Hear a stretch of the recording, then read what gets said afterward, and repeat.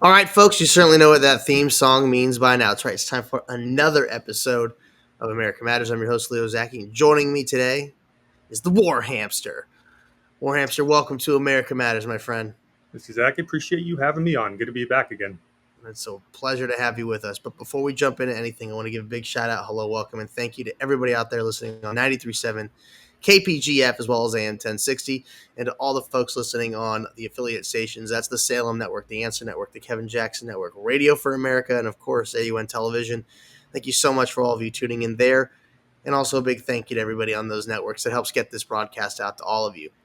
Also, if you want to comment, like, subscribe, we want that very much. Make sure you do that on Zacky Radio, on YouTube, or on Rumble. Don't forget to go to America Matters Media's Facebook page or LinkedIn page and follow them there. But always make sure you follow me and Zacky Radio on X and on Instagram at Zacky Radio, and then follow me at Leo S. Zacky. We got a lot of great content for you. Little clips, easy to share, easy to like. But you know the real content is in the long format, so make sure you tune in, you stay tuned, and you send folks the links to all that stuff. So, without further ado, War Hamster, what's going on, my friend? We have had one heck of a crazy news cycle the last few days. It seems like that's been the case almost nonstop since about November of last year. It's always a crazy news cycle. I mean, that's one thing I've learned. It's like nothing new. Everything's supposed to be crazy, but that's by design, right? Yeah, well, they got to change the news cycle if the optics are going against certain interests. They'll come up with something brand new and say, oh, well, let's stop talking about that. You know, that was yesterday's squirrel to chase. And I think that's absolutely intentional. You know, always moving the news cycle around. No, I couldn't agree with you more. I mean, look, they're always manipulating the stories, the truth. They want you to see what they want you to see and nothing that they don't want you to see. Yeah, the way we've been describing it is it's not what they say, which is the misinformation, is what they don't say.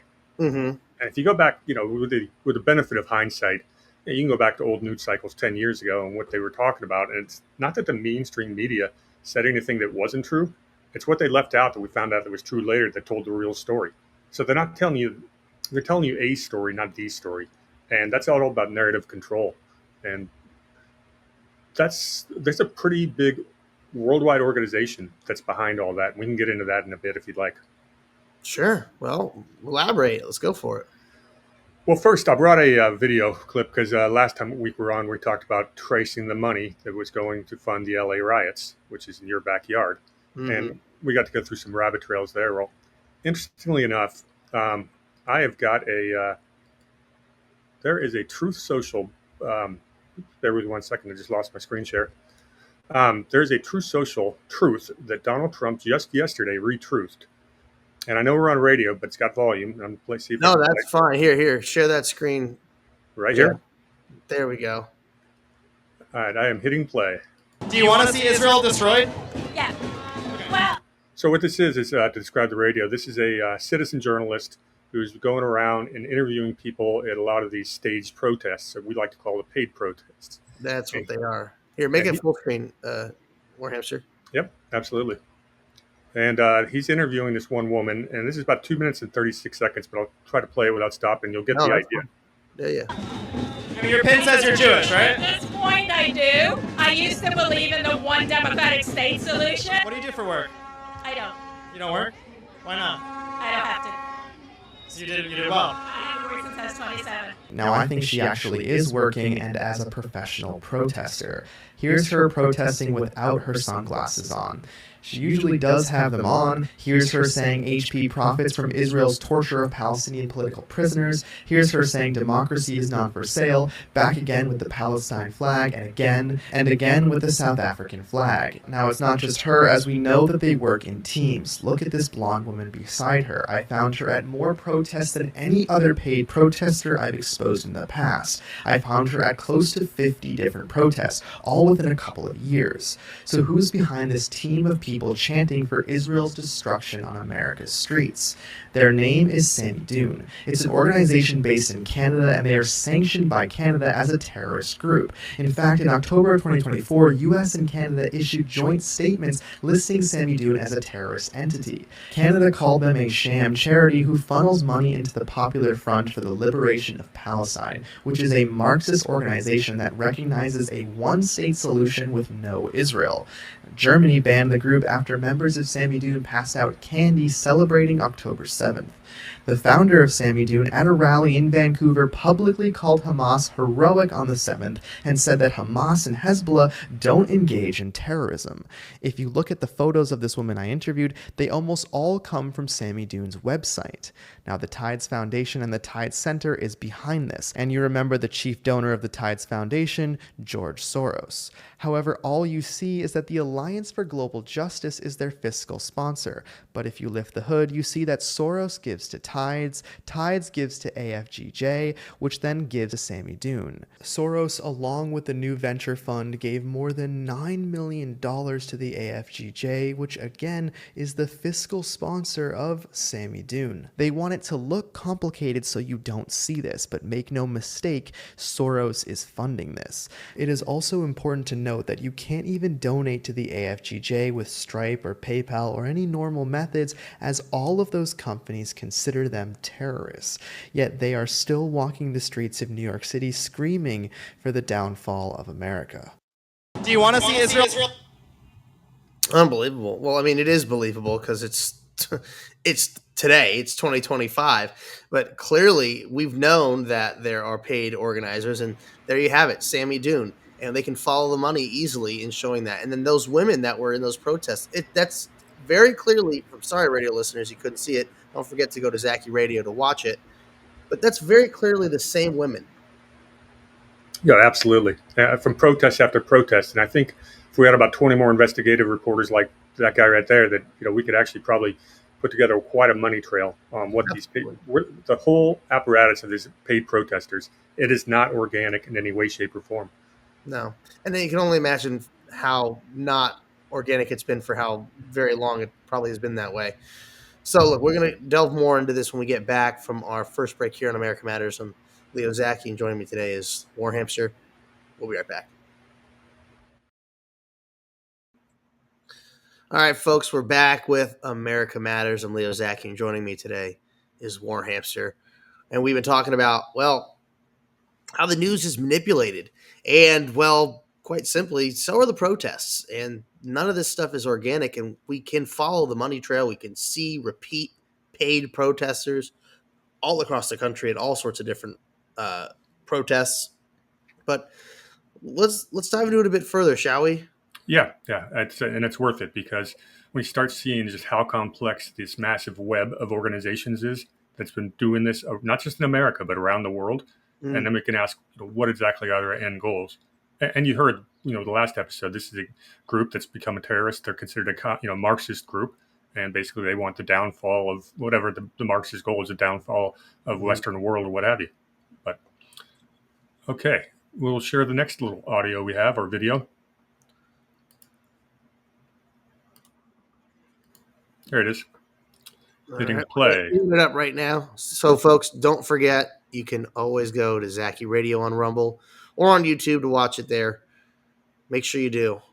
And was that Tom Fitton? Yeah, he's Tom Fitton from February of 2025. All and right. He's going to be talking about a similar subject. Well, here, go make it full screen too. As I recall, with what Soros was doing with USAID and or the State Department, was that he was collaborating, or his people were collaborating, in helping direct the spending. So there'd be a chunk of change that Soros's people would provide advice on as to who to give money to. So not only were they getting the money, but they were also funneling it to favored groups. And I don't know about you, I don't think George Soros should get a dime of taxpayer money. He doesn't, need it. Why is he getting money? Forget about the politics. It's like, would you want to give Elon Musk millions of dollars in taxpayer money to advance his political ideas in other countries? I don't know, maybe you would. I don't think he needs it, and he'd do it on his own anyway. So what Fitton would go on to write, this is Tom Fitton from Judicial Watch, and he writes up here, said, you may have seen that Public Citizen is suing the real Donald Trump administration on behalf of 2 grantees over the funding freeze at USAID. Now, this is important because what Fitton just told us is that why is Soros getting to dictate where your tax dollars are going? And what he's actually doing is, under the guise of charity, these non-government organizations, NGOs, are receiving government money to do, sometimes it's under the guise of charity, sometimes charitable works, but more towards the furtherance of Soros's global, and it's not just George Soros, there's many groups involved in this, as we'll see in a second here. It says one of the plaintiffs is the Journalism Development Network is a Soros project having received $4.4 million from the Open Society Foundations.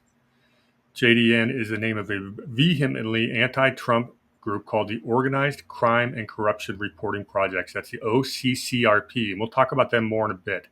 But this is the same group that gave us the Panama Papers, where they exposed an awful lot of money laundering, including out of the Ukraine and Panama. And they got a lot of, they've actually cleaned up a lot of things. It's an international consortium of journalists. But again, it's who they don't report on, because people with a certain political persuasion got off scot-free. So that's what Tom Fitton's talking about, the OCCRP and the JDN. Wow. We've already been at least you and I have been very acutely aware of these NGOs and how they're getting their money from, just rather lucrative sources, and how that money then gets transferred into the hands of these paid protesters. So it comes from money that our government gives to places like Ukraine, right, for funding the war over there. And then it somehow gets funneled into an NGO that operates in a place like Panama, where then they're helping get illegal immigrants coming to this country. And then that money then winds up in the hands of people that are at protests in front of City Hall and defacing property and destroying property and attacking police and robbing stores. Yeah, and it's funny. They started under the guise of what they called civic societies or civil societies when Soros started working with the U.S. government in the early 90s. That's when USAID is founded. And, that Open Societies, right? Yeah, Open Society Foundation, but the USAID is the government version of it. And there's Open Societies Foundations. Soros has them all over the world. And it isn't mostly funded with his money. And a lot of it's funded with your money. Mm-hmm. And that's really the issue. Well, yeah, and with Doge exposing all the stuff that the USAID was spending money on, I mean, just disgusting. We're funding both sides of wars that our country's involved in. Literally, paying terrorists to kill our own troops, essentially. Very much so. And if we've got a government that might be friendly to the current administration, then these guys don't want that government because they've got it's all been about the globalist agenda, and they're going to use all of this civil society resources. And it's soft power. We no longer invade other countries to topple regimes or to even to produce results locally. They've got all these street soldiers and all this whole honeycomb, spiderweb labyrinth of funding mechanisms. And it goes through the foundations, it goes through the NGOs, and it's almost impossible to keep track of it. But that's why there's a whole army of citizen journalists tracking this stuff down right now. Yeah, and it's amazing how much better information you get from these citizen journalists than you do the mainstream corporate media. But that's by design, because the mainstream corporate media is completely hijacked. They're totally owned by the entities that want to push for globalism and one world governance and the new world order. They don't want to have freedom. They're a mechanism of the government. They're essentially the fourth branch of the government. Yeah, and it's it's a follow the money type thing too. I mean, you would get censored if you were to say something that didn't follow the official storyline on COVID. Well, who's the biggest advertiser on both Fox News, CNN, MSNBC? It's all big pharmaceutical companies, and they have an awful lot of influence. You're not going to go after your biggest sponsor. Yeah, RFK Jr. thankfully is making a big push to put an end to televised ads from Big Pharma. We're only one of 2 countries, it's us and New Zealand, that are allowed to advertise pharmaceutical drugs on, on television. It's so mind blowing to me how how like they can do that, and two, because you hear these advertisements all the time, and they're like, oh, we're gonna help fix your eczema, and then like the fast talker comes on, it's like, oh, anal bleeding and heart attacks, death, stroke, blindness, paralysis. It's like, what the hell? Yeah, get all the disclaimers out of there real quick. Yeah, it's like I just have eczema. You want me to keep going, or we got a break coming? No, keep rolling. All right, so the next thing I decided to do is let's look into this group that Mr. Fitton just, oops, it's not what I wanted to hit. But Tom Fitton does a great job with Judicial Watch, by the way. I mean, I'm a big fan of what he's doing. He's really making sure that people are held accountable. I just wish more people knew about Judicial Watch. Yeah, he has done a great job. I thought, the one he did that I really loved was how he sued California, got 1 million illegal voters off the rolls, and California turned around and had him right back on 6 months later. But at least he won in court, and set a great precedent. Absolutely. That's a big concern that voters in California have. I mean, most of the state wants voter ID and to have and be able to check if you're a citizen too. Most Californians want that. It's over, I think, 70% in both categories, if I'm not mistaken. Yeah, it wouldn't surprise me at all. All right, next thing I did is I decided let's find out a little more about the Journalism Development Network Corp. So I asked Grok, artificial intelligence, what is the JDN Incorporation and how is it funded? And it says the Journalism Development Network is a Maryland-based 501c3, so it's nonprofit, which means, well, they get all kinds of tax breaks while they're spending your government dollars on their political aims. But what are they? Well, it operates the OCCRP, which is the Organized Crime and Corruption Reporting Project. Sounds like a good idea, right? A global network of investigative journalists focusing on organized crime and corruption. Sounds great so far. They've got programs in Europe. You're at 6 continents is all you need to know. So we look at their funding. Oh, the biggest funder is USAID. Oh, how convenient. Yeah, the Department of State. United Kingdom Foreign Commonwealth and Development Office. So that's a transatlantic effort. We've got the Ministry for Europe and Foreign Affairs of France. We have Sweden, Slovakia, and Swiss. So all kinds of governments are funding this organization. Then you get to the private organizations. First one is Open Society Foundations with George Soros. The Ford Foundation, the Knight Foundation. Here it goes. National Endowment for Democracy, which is a CIA front. Yeah. A couple of other ones. Oh, we got Google Ideas. Of course, Google's funding it too. Oh, of course. Here's a name to keep an eye on, Luminate. There's a lot to Luminate, and we'll talk about them a bit. And can't get past this without the Rockefeller Brothers Fund being involved, because they're involved in every single globalist endeavor.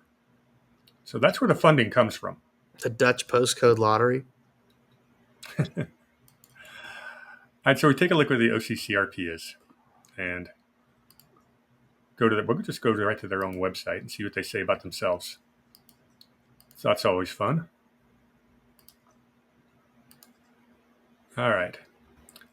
So I should have started here. This is our projects. I may as well go to the homepage. Okay. If you look at their headlines, they've got reporting on Dubai, Russian asset tracker. It's a really neat tool of who they think the oligarchs are that are connected with Putin. This is obviously, they've got a preconceived notion over who the good guys and bad guys are. Something called Scam Empire, Ukraine, Russia, Georgia. I thought Georgia was interesting because have you paid attention to the goings on over there the last year? In Georgia? Yeah, the country. Yeah, no, the country of Georgia. I mean, I know that there's constantly this land grab pushing back and forth with Russia, at night changing the borders there. Yeah, that went down about a decade ago, and they've got relatively good relations right now, despite the fact that we don't want them to. America's foreign policy has not wanted them to have good relationships with Russia. But they are neighbors. They are not part of Europe. Last year, Georgia got tired of meddling in their their domestic issues by foreign non-government organizations. So they tried to pass a law that's identical to America's FARA law, Foreign Agents Registration Act. And our NGOs and State Department went ballistic and started staging protests in the street because they don't want to have to register as foreign agents and make it seem that they're interfering with local Georgia politics. Now, that's happening in many trouble spots around Europe. They're trying to pass these FARA acts. So it's almost like what happened with Kennedy, but we haven't killed their president yet. Yet. But we talk about regime change and color revolution all the time. This is really how it's done with a soft power. It's the ability to rent a mob in the street. And we just talked about how that was done in Los Angeles. But we do it all over the world. Brady, I want to keep talking about this, but we got to take our bottom of the hour break coming up here. This is really, really amazing stuff. And it's just amazing how easy it is with just a few clicks and a little bit of, intuition and time that you can find the answers to all these crazy problems. And unfortunately, so many people are lazy and complacent and just accept what's put in front of them. So I really appreciate you walking everybody through this and showing everybody all this. So we're gonna go back to that when we get back from this bottom of the hour break. I'm Leo Zacky with War Hamster. We'll be right back. All right, folks, we are back with America Matters. I'm your host, Leo Zacky, and joining me today is War Hamster. And he's been walking us through, how you follow the money, how you do a couple of clicks on the internet, and boom.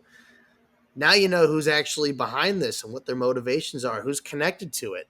And the worst part is, it's good for us, but the worst part is that it's so blatantly obvious if you just take the time. These people quite literally have websites up about what their intentions are and what they're doing.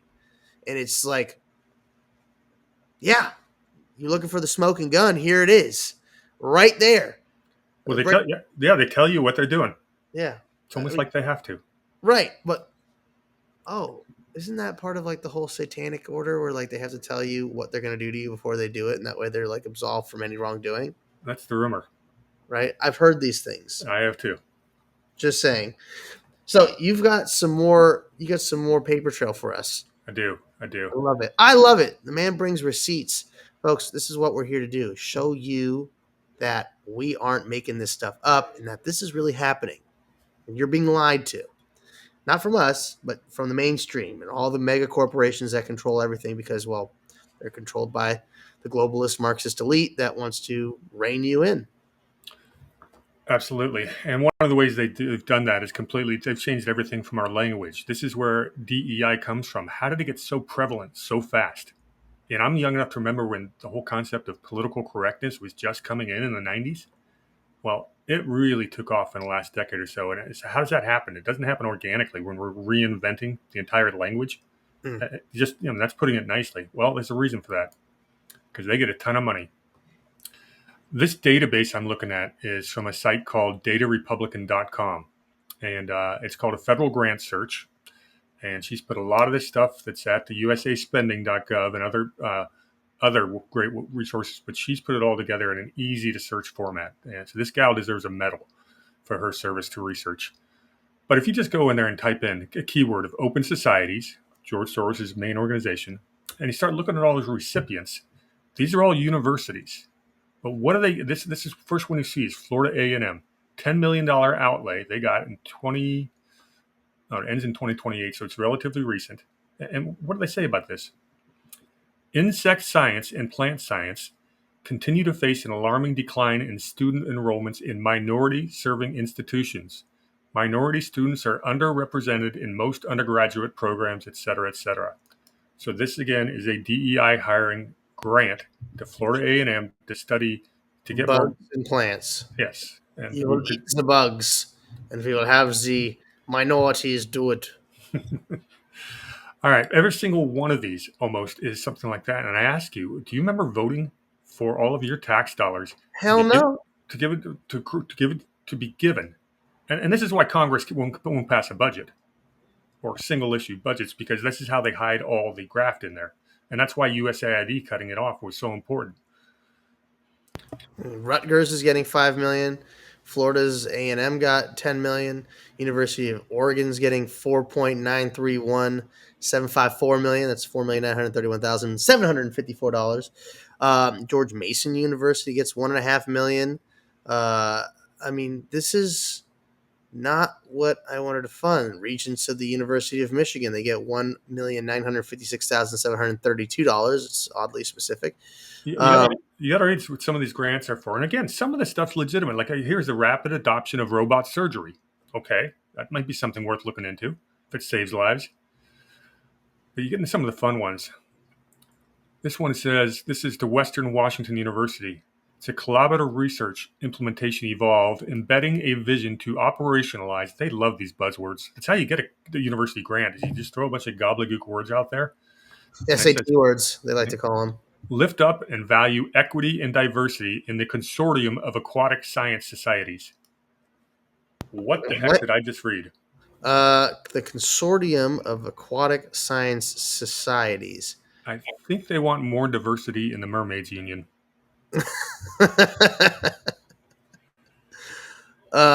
Because they want to hold on, go up. Because they want to lift up and value equity and diversity. Yeah, and that's all it takes to get a $1.2 million grant for like 3 years. And then you're on a professor's salary. But this is how the money gets diverted, and of course, some of it gets kicked out to these other smaller organizations, and it's how they keep their foot soldiers very happy. That woman in the first video said, "I haven't worked since I was 27." Now think about that. She hasn't had a job. All she does is get paid to protest, and that's with your taxpayer dollars, people. Unbelievable. Yeah. So this is a really neat website and resource, but this is great. Hang on, I got to read this one. This went to Denver Art Museum. Queens to Comadres, Mayan women then and now exhibit planning. The Denver Art Museum, it's called DAM, seeks support for the development of a traveling exhibition, Queens to Comadres, Mayan women then and now. And that's $73,000 of your tax dollars going to the Denver Art Museum. Now, for a roving art exhibit. Yeah, so I assume that the people that give money to this Denver Art Museum might have just happened to be big campaign donors to your local Denver Congress critters, and that's exactly how they get this kickback put in the bill, and that's how the cycle works. And they bury these in just any old bill? They make it sound super nice. Oh, they were getting away with saying this for diversity, equity, and inclusion, but Trump's executive order put an end to that. So they'll just change the language and try to keep getting away with the same stuff. And that's why Doge was so important. It was showing the fraud and the waste. Oh yeah, I mean, look, even the trustees of Dartmouth College getting almost $500,000 for climate change and human adaptation in the Arctic-like environments. Which so many people live there, so it's so important. Which is interesting. How do ideas like climate change and DEI and the other woke stuff, how do they become so prevalent through the institutions, not just the universities, but the higher levels of the corporations? Because you've got to have the higher education college degree to get certain jobs. Well, what they do is the people controlling this funding, these institutions, tax-free foundations, and other entities like George Soros, they decide what the universities get money for, and more importantly, what they don't get money for. So I could be the most brilliant climate scientist in the world and be able to prove that the sea level hasn't gone up in 150 years, and I'm never going to get it funded in a million years. But 100 people that say what the party line is, they get the money. Yeah. And that's it. It's all about following the party line, falling in line, doing what you're told. I mean, that's why the Democrats are a machine and not a free-thinking outlet. I mean, I'm glad to see that there's some infighting in there, but it's just like idealistic young socialists versus the globalist, control that is pushing for the one world government. And it's exactly what it is. It is the Great Reset tied with a new world order, whatever you want to call it. It's all been about consolidating all the power into basically a consortium of globalists. Well, they'll divide the power among them. They'll get their bureaucratic, I like to call them Praetorian Guard, basically to protect the institutions, these glorious institutions of America. And that's what a lot of people in D.C. do. They care so much about the institution. They care about more than they do the country. Well, because the institution that they're protecting financially benefits them. Well, absolutely. That's all it's about. They're about protecting their nut. They don't care about anything else. And they'll destroy everything around it to make sure that they're okay, because it's screw you, screw everybody else, take care of my family and myself first. Yeah, and there's some fun psychological studies done several decades ago about the authoritarian personality. And it's not about the authoritarians themselves. It's about the authoritarian personality is someone who wants an authoritarian controlling them. And it's very prevalent, and it can be increased and it can be done institutionally. And that's what they weaken people across the board, so they're more subservient in acceptance of authoritarianism. And it's really worth reading about is the authoritarian personality, because when you encounter these people in real life, you can understand what they're thinking. What could you say that you could apply that to both sides? No, I would say I consider myself on the side of liberty, individual liberty, and free thought. So no, for sure. I mean, we're definitely firmly in that camp. But I mean, can you see that playing out on both sides, Republican and Democrat? Oh, without a doubt, I'm not making this a right-left issue at all. The establishment Republicans are just a different wing on the same bird. Mm-hmm. It is, I used to joke that we only have 1.5 national political parties, and boy, we could do shows about ideas of how to fix that, but I don't think we have time to get into that one today. But absolutely. No, I know. I mean, the libertarians, from the interactions I've had with them, it's just they're fed up with both parties. They can't stand it. They just want something that works, and they don't 100% align with either party, and they have lost faith in both parties. And so they're like, screw it, we're going to do our own thing. And I really respect them for doing that. It's very hard to organize it, and because everybody wants to be the tallest blade of grass, and there's so many ideas in the Libertarian Party. It's so broad that they have a hard time finding anything that they really agree on, other than liberty, and they want the government to actually function. Those are the baseline things I at least see with them. Well, some of them don't even want the government to exist at all, and that's where you talk about the broad spectrum of libertarians. I spent a lot of time in libertarian circles, but it's not just libertarians. About a third of the electorate in America is independent, not registered for either party, and there's a reason for that. Some of them are apolitical. The other ones are sick of the parties. And that's why you got something like MAGA. And the whole MAGA movement is anti-establishment Republican. They're hoping that enough Democrats leave the establishment Democrat that we can all meet in the middle. And that's why it was so great to see Bobby Kennedy, cross over, because his Maha movement is fantastic. We all agree with it.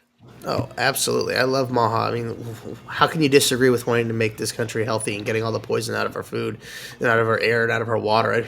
How can anybody disagree with that? How dare you attack the vaccine industry? Oh, that's right. That's right. There's money involved here. How could we forget? Silly me. Yeah, but these same people hated Big Pharma 10 years ago. Yeah, now they champion it. Yeah. We got time to go to another website? Well, let's do this. We're going to take our last break on America Matters, and when we do come back, I want to hear more about that, but just give us a little teaser real quick. Well, I'm going to go to another website from Data Republican. She just put up a whole tab of there with basically a bunch of document search for everything related to Open Society Foundation. And we're going to scroll through a few of those, and you're going to see some really, I'm going to pick them randomly. And I know where to go on these like 20-page documents. I know where to go to see what the recipients are. And what you're going to see is the intended recipient is not always, there could be something else, a little bit ulterior motive for where this money's going, especially internationally. Oh. Well, that's the thing. This is a problem we're seeing worldwide. You're seeing this in Europe. You're seeing this in America. It's crazy. It's real. It's happening. I mean, look what's happening in the UK. Look what's happening in the streets of LA and around the country. Yeah, and all these organic, just remember all these protests, a lot of them are about optics. This is not some great grassroots uprising in many places. A lot of it is organized by these NGOs, and the purpose usually is regime change or otherwise getting I'd say, call it the globalist viewpoint put into place. Yeah, and then they have the performers get on stage. The corporate media is there to capture it and broadcast it and say, look, this is organic. All the world's a stage, folks. This is America Matters. I'm Leo Zacky. Joining me today is War Hamster. We'll be right back. All right, folks, we are back with America Matters. I'm Leo Zacky, and joining me today is War Hamster. And we have been just diving deep into, following the money, because that's the best thing you can do. If you really want to know who's behind whatever insanity that you're observing, and let me tell you, everything in this world seems to be more and more insane by every passing day. We've got War Hamster showing us here on the Open Society's website.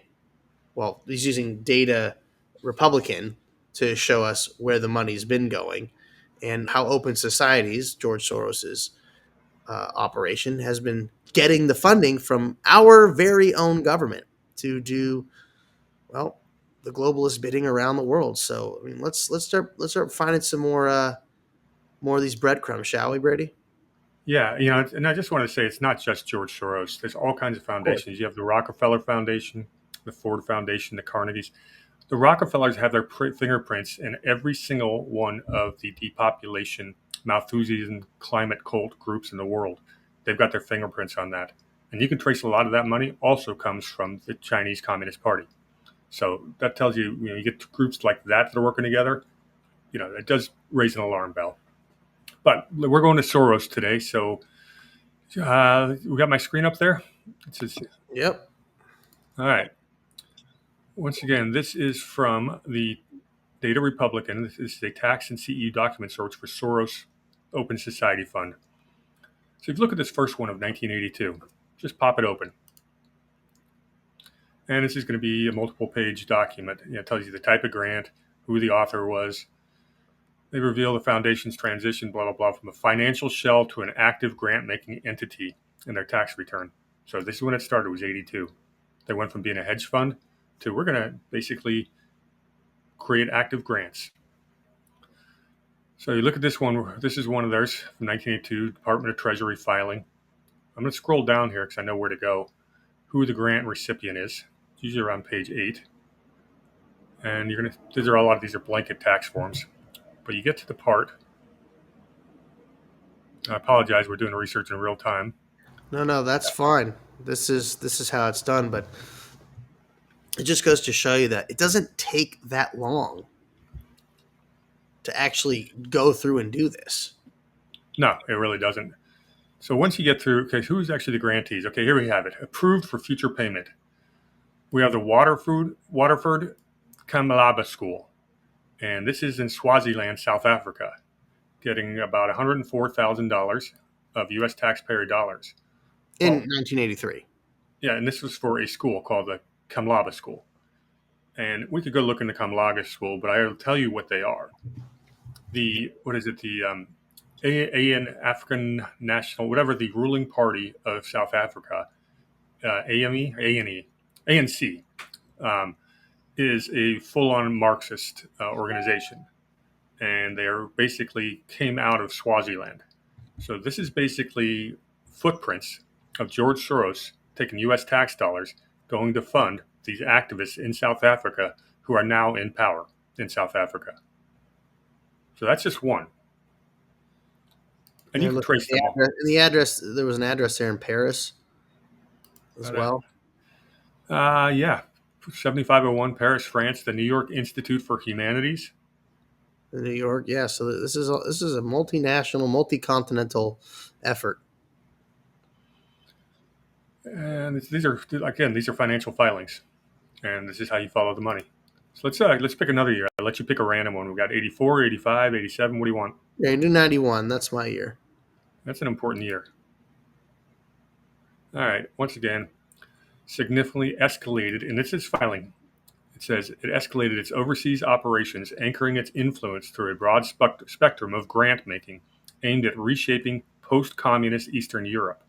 Well, no kidding. The Berlin Walls just fell, and George Soros' open societies are doing their civil engagements everywhere. The countries that were behind the Berlin Wall, our State Department, U.S. State Department, was busy ushering in all kinds of basically a resource grab for multinational corporations. And that's why the first 10 years of post-Soviet Russia was about as corrupt as anything we ever saw. Yeah, the mafia really got involved there. Yeah, very much so. We got some mentions of Yugoslavia, Poland, Budapest. That's where this money's going. See if I can find some keywords here. I'll just go really quickly. Some pretty big dollar amounts. Right now we're in the $800,000 range. But that money adds up, and it pays for these activists. This is something that's not. It doesn't seem like any of this stuff is new. This is over 30 years old. Yeah, it is. It really changed in 1991. That's when the CIA went from the Cold War stance to soft power color revolutions. And they needed, because the CIA, what's interesting is, in 1975, the CIA had to go through the Church Committee hearings. And I was in Congress really grilling the CIA, and they found out about things like MK Ultra and some other nasty programs. And a couple years after that, Jimmy Carter was president, and he did what's called the Halloween massacre. About a third of the CIA was fired. CIA was under the magnifying glass. They realized they couldn't overtly or covertly do a lot of their operations. So they switched to soft power, and they started using NGOs, things like Voice of America, the internet, etc., to push their civil society endeavors. And the CIA got to take a back seat, or did they? Half the people at the State Department are likely CIA, undercover.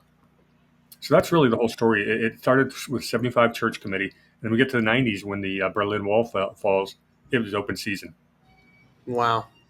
And all the while they've been working with drug cartels, like even with Pablo Escobar, to bring cocaine into the country and get it out to the masses. Yeah, absolutely. Anything to break down society. Yeah, very much so. Why do we have a war on drugs? Because it's not supposed to be one; it's just supposed to be financed. Yeah. Did drug use in America go up or down with the war on drugs? Same thing with the war on poverty. Yep. Let's see if we can find some good things here. So we have a Deloitte and Touche. That's their auditor. This is, there really is hunt and peck when we're looking for these things. But you'll start seeing recipients. And when you do, it makes sense. This one didn't really yield a lot this year. But that's really, kind of how I do the hunt for it. You just go through you start going through the documents, financial documents. It's great when you have websites where they're all accumulated. Let me give you one more website. And I can find that real quick. I appreciate all of this, War Hamster. You really know what you're doing here, and that's the thing, is, we talk about this, and people are just like, well, I don't get it. Like, they just want like the simple answer, the simple solution. Like, oh, well, just give me the Spark Notes or whatever, the Cliff Notes, And there's so much detail that is really readily available at the fingertips. And people just don't take the time to do it. And a lot of folks just don't know where to begin. Yeah, and that's one of the reasons that we really like to share these extra resources and to get more eyeballs on looking for things. Like I said, that even the OCCRP, which I would suggest 90% of their work is good journalism, the other 10% is propaganda, is that's how they do it. But even that, who are some good citizen journalists that people should just listen to? Who do you recommend? The citizen journalists, well, like I said, Data Republican's a must-watch at this point in time. Jordan Sather is very, very good. He does some deep research, and he's come up with some things that I really enjoyed. But there's dozens of them. There's my good friend, Ghost of Base Patrick Henry, Gordon, who's on Badlands Media. They've got a couple good ones there on Badlands. But there's a lot. And what you'll find is most of these people with big followings, mine's growing, but I'm not there yet. We get a lot of sub-researchers, people that don't want to be in front of a camera, but love doing the homework. And they're sending us links. We have whole teams, collaborators, and the work really goes fast. And it's fun to be part of the community because so many bright people. Well, there are, and I'm sure there are some of those bright people out there listening. They just don't have someone to turn to. How can folks get in touch with you to be a part of that research team? Follow me on X at, it's war_hamster1776. My DMs are open. Follow me on Truth Social at war_hamster. And watch my Rumble channel. Big one is on Rumble at War Space Hamster. And all the stuff's up there. Put a comment there and I respond. But yeah, I'm more than happy. If anybody wants to get involved, the more the merrier. We need the help. So, let's jump into the next website because this is a really important resource. Let's do it. Let me know when I'm up. We've got that screen share. There we go. This is usaspending.gov. Yeah, this is a treasure chest. And it takes a while to learn how to run around it. You use keyword filters, and this one I used open societies. That's today's topic. You can also do a time period search, different types of awards, what agency. It's got every bit of detail you could want. But I just did a really bland one, and I did open societies, and it lists them from the largest to smallest. And the first one's for something called the International Research and Exchanges Board. Now, I haven't looked to see what that is, but that looks like it's an SEC, so Securities and Exchange Commission. The one that jumped off the page at me was the President and Fellows of Harvard College, got $2.6 million of taxpayer money. Leo, you have any idea how big the Harvard endowment is? Oh, it's billions. Mm-hmm. Tens of billions, in fact, if I'm not mistaken. Yeah, it's I think it's 50 or 60 billion. Yeah. Harvard and Yale. And a lot of the people who fund those endowments, here's one of the, what is her name? Catherine Austin Fitz is a brilliant researcher. She comes from my world. She was working for multi-generational family wealth. She actually grew up about a few miles from where I'm sitting right here. But Catherine retired, and she's been doing basically been a researcher ever since. She says, and she's a follow the money gal with a lot of resources. She thinks it's the people who fund, and she did this on the Tucker Carlson show. She thinks it's the people who fund the Ivy School endowments who are the ones who really push the direction of our institutions. So that being said, there's a huge fight going on between the Trump administration and Harvard College. Yes. So that made this one really interesting to me. So I'm going to click on it and see what we find.